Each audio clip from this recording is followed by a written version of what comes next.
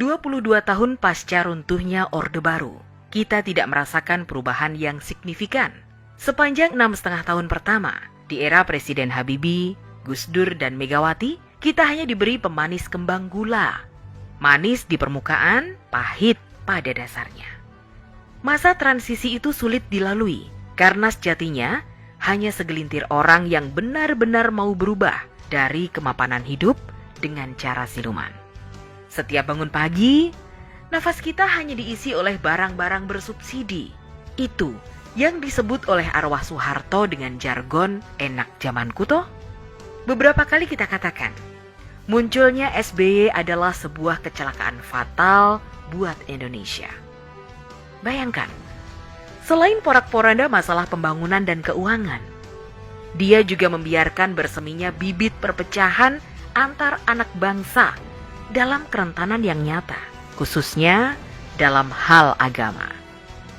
Pembiarannya terhadap HTI, FPI yang ber-DNA teroris adalah bukti dia tak peduli Indonesia mau jadi apa. Yang penting dia happy sambil nyanyi.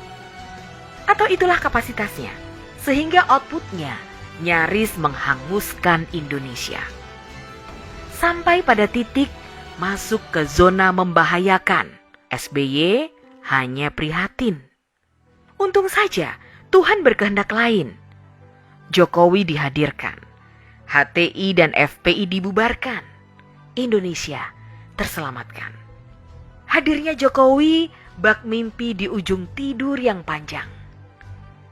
Tapi begitu tersentak kita terbangun di depan kenyataan bahwa hasil kerjanya jelas ada di depan mata.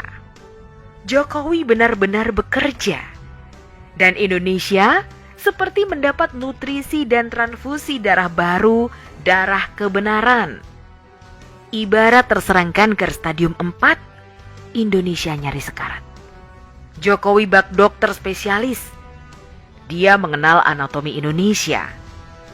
Dia sentuh dari Aceh sampai Papua yang masih menyimpan rasa sakit akibat ulah Orba. Dan SBY yang tak mengubah apa-apa untuk bangsa besar ini. Malah badannya dia sendiri yang tambah melebar, tapi kerjanya ambar. Jangan biarkan kopimu dingin. Bola liar sedang menggelinding. Demokrat adalah kuda jingkrak yang pelananya diperebutkan 2 joki. Kita lihat siapa yang akan bertahan duduk di atasnya, Muldoko atau AHY. Karena yang terjadi di sana akan mempengaruhi arah politik Indonesia. Saat ini ada 2 kutub tarik-menarik antara rakyat dan para pengkhianat. Rakyat mau Jokowi 3 kali. Pengkhianat maunya Jokowi berhenti. Lihat saja pancingannya di mana-mana. PKS, Amin Rais, dan ada juga umpan kepura-puraan seperti Nasdem. Kenapa mereka melempar isu itu? Ya karena mereka mengukur kekuatan dan jago yang akan dipasangkan. Secara politik, benar bahwa isu 3 periode dilempar oleh mereka sebagai umpan. Mereka berharap ditangkap Jokowi, kemudian di-smash balik. Serangannya bisa bermacam-macam. Bisa dibilang Jokowi tak patuh undang-undang, atau mungkin isu keserakahan kekuasaan yang akan dihembuskan. Bertemunya Nasdem dan Golkar adalah bak CLBK. Cinta lama belum kelar. Kita tahu SP siapa dan Golkar siapa, serta sosok yang mana yang masih bermain di sana. Tentunya yang jelas masih ada JK. Politikus tua dan kawakan yang kondisinya sedang dipergunjingkan dengan isu macam-macam ini tidak akan berhenti sebelum mati. Jokowi sudah beberapa kali menolak isu itu. Dia tidak mau. Manusia yang patuh akan kebenaran ini tidak mau melanggar akhlak politik. Apalagi memaksakan akhlaknya untuk sebuah kekuasaan. Pertanyaannya, kalau Jokowi tidak mau, walau jelas figurnya masih sangat diperlukan Dan itu bukan asal-asalan, karena rakyatlah yang memintanya. Jadi, Pak Jokowi tidak harus merasa dijerumuskan. Bagaimana kalau kelak hasil kerjanya dihancurkan para buaya yang kelaparan? Karena selama Jokowi memimpin, mereka susah menelan tangkapan yang selama ini mereka santap beramai-ramai. Mereka menyantap APBN, APBD, sumber daya alam, BBM, ikan laut, dan seterusnya.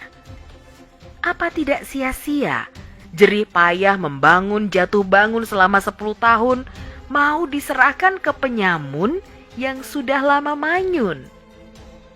Bagaimana Jokowi punya perasaan dijerumuskan? Ada 86 juta suara yang memilihnya. Dan saat ini, dengan kepuasan kepemimpinannya, bisa lebih dari 100 juta orang yang pasti mendukungnya, insya Allah. Tapi ini bukan lagi soal didukung dan tidak didukung. Ini masalahnya ada pada Jokowi yang sudah beberapa kali menolak dicalonkan lagi. Pertanyaannya dan lagi-lagi pertanyaan, siapa yang akan menggantikan? Kita tidak ada harapan kalau menunggu partai yang mengusung.